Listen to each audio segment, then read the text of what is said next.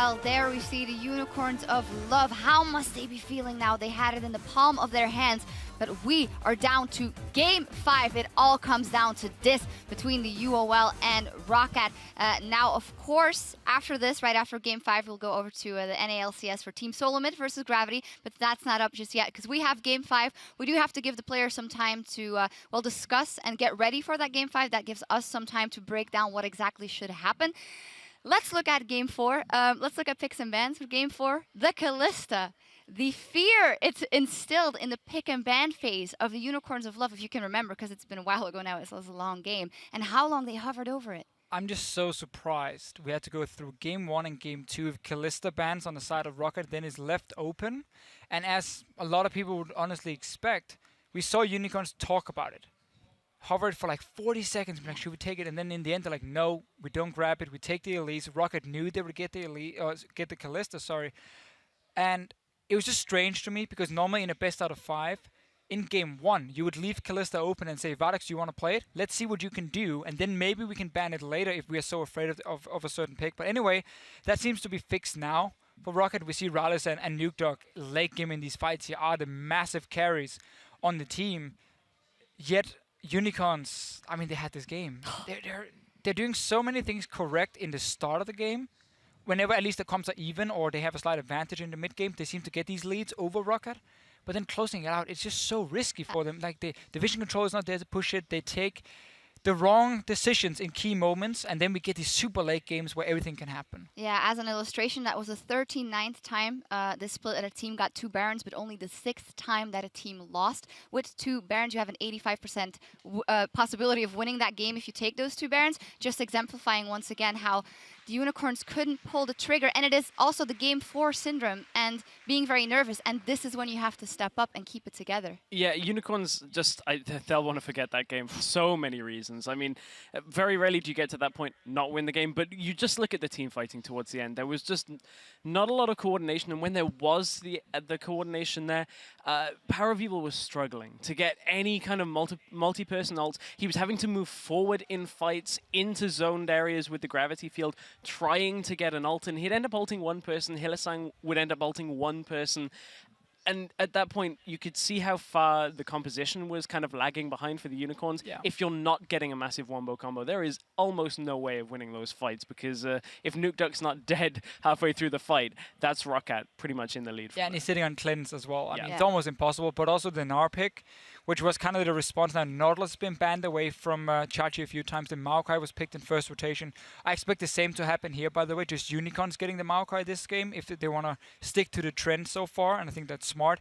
Remove Steve from a fairly easy-to-play champion because, honestly, he's been struggling today. I mean, TPs have been all over the place. He's been dying quite a few times in lane. Put him on a champion where you can punish him for mispositioning. Not like the Maokai who's just going to kind of run in many cases. But in these fights as well here with the Gnar, the build from Chachi was obviously very split push focused. Black Cleaver, there was a more of a Mortis, I believe, as well from him. So he wasn't really tanky enough to be a front line this late in the game. What about a Shen? I mean, Shen could have done it. I don't like Shen into Maokai. Yeah, that's true. Because Maokai will outscale it. But for the mid-game pressure, I think Shen would work great in this series, yet nobody has opted to pick him so far.